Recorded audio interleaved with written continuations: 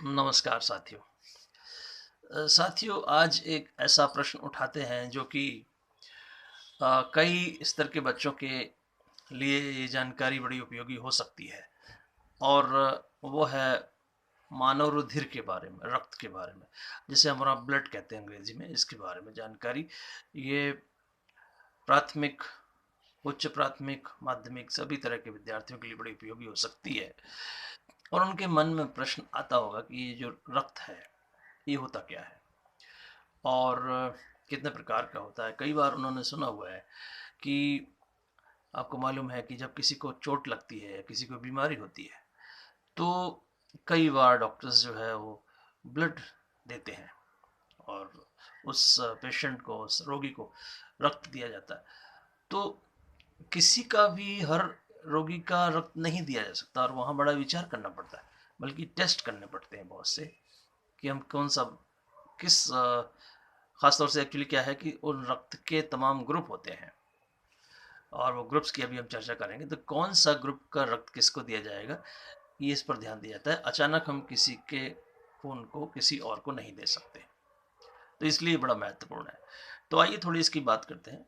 सबसे पहले तो ये है कि जो ब्लड है वो, उसकी एक स्वस्थ मनुष्य के शरीर में लगभग 5 लीटर के लगभग वो ग्रुप ब्लड होता है और उसमें आप यूँ समझें कि उस 5 लीटर के ब्लड में सामान्य तौर पर इतना ये पाया जाता है। और 3 तरह की उसमें कण होते हैं। एक इसको कहते हैं कि आरबीसी, डब्ल्यूबीसी एंड प्लेटलेट्स, ये नाम आपने सुने होंगे। ये इस तरह की लाल रक्त कणिकाएँ, श्वेत रक्त कणिकाएँ और प्लेटलेट्स, ये तमाम 3 तरह की कणिकाएँ पाई जाती है। और एक हीमोग्लोबिन पदार्थ है। हीमोग्लोबिन पदार्थ के कारण जो है वो मनुष्य का जो रक्त है उसका रंग गाढ़ा लाल की तरह का होता है। और हीमोग्लोबिन एक और बहुत ही अच्छा काम करता है, बहुत महत्वपूर्ण काम करता है, वो है ऑक्सीजन को विभिन्न अंगों में पहुंचाना और श्वसन के बाद जो कार्बन डाइऑक्साइड बनती है उसको फिर वापस ले आना। तो श्वसन में भी रक्त का बहुत ही बड़ा भूमिका है। तो इस तरह से हम देख पा रहे हैं कि इस रक्त जो है बहुत ही महत्वपूर्ण अवयव है मानव शरीर का। अब विचार करते हैं कि रक्त होता कितने प्रकार का है। तो रक्त की रासायनिक संरचना के आधार पर 4 समूहों में बांटा गया है और उनको ग्रुप्स कहते हैं। ए, बी, ए बी और ओ, ये 4 तरह के समूह हैं। तो यहाँ पर आप देखें कि जो, अब मान लीजिए किसी व्यक्ति को ब्लड की आवश्यकता है तो ए ग्रुप को ए ग्रुप का ही ब्लड दिया जा सकता है, बी को बी ग्रुप का ही ब्लड दिया जा सकता है। इस बात पे बहुत गौर करना होता है हमें कि हम किसको क्या दे रहे हैं।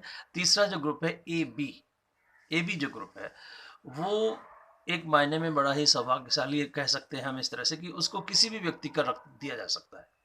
इसी तरह से जो ओ ग्रुप है वो किसी को भी अपना ब्लड दे सकता है।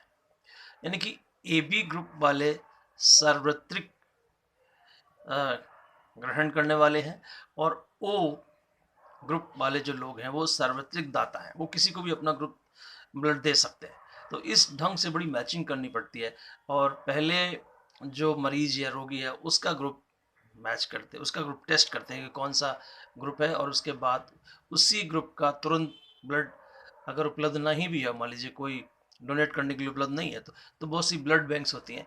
ब्लड बैंक्स में उनको रखा जाता है और उसी करस्पॉन्डिंग ग्रुप के